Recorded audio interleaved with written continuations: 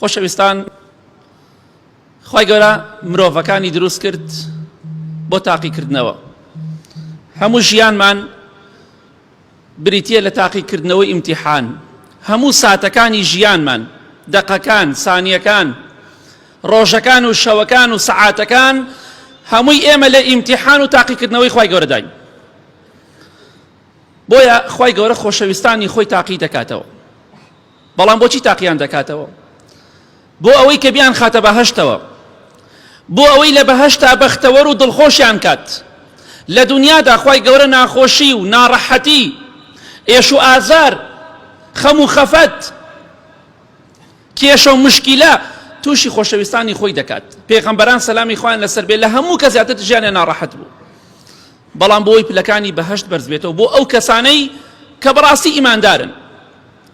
خۆشەویستی خوا صلی الله عليه وسلم لە حەدیثێکی صحیحدا کە لە صحیحە هاتۆ بە ژمارە 1599 دەفەرمێ: إن الرجل لا يكون له عند الله المنزلة فما يبلغها بعمل فما يزال الله يبتليه بما يكره حتى يبلغه إياها.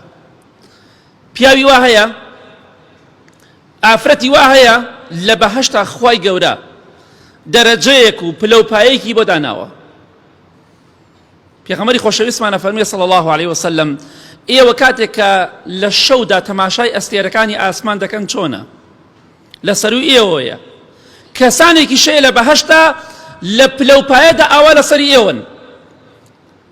فڵان کەس ئەها چەندێ لە سەروی منەوە پلەپای بەرزە. ئینسانی وا هەیە، ئیمانداری وا هەیە، خوای گەورە پلەپایەکی لە بەهەشتا بۆ داناوە، پلەپایەکی زۆر بەرز. خوا لەو کەسانەمان بگەڕێ.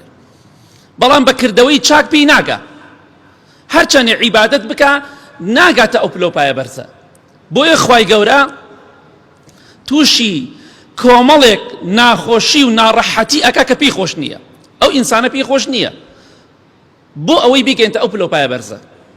بۆیە کاتێک کە تۆ تووشی ناخۆشی و ناڕەحەتیەکە بی، تووشی خەم و خەفەت و ئێش و ئازار و کێشەیەکە بی، بڵێ ئینشاڵڵا ئومێدم هەیە من لەو کەسانە بم، ئەلحەمدوللیلا ئومێدم هەیە لەو کەسانەم کە خوای گەورە دەیەوێت بەهۆی خەم و خەفەت و کێشە و مشکیلەوە پلەپایان بەرز کاتەوە لە بەهەشتا. ناشکوری مەکە، لەوانەیە تۆ لەو کەسانە بی، ئەوەکەی تر لەو کەسانە بێ. خوای گەورە ناخۆشی و ناڕەحەتی تووشەکە بۆ ئەوەی ئەو پلەپایە دەست بکەوێ، چونکە بە عیبادەت پێی ناگەی، لەبەر ئەوە خوای گەورە تووشی بەڵاو ناخۆشی دەکات.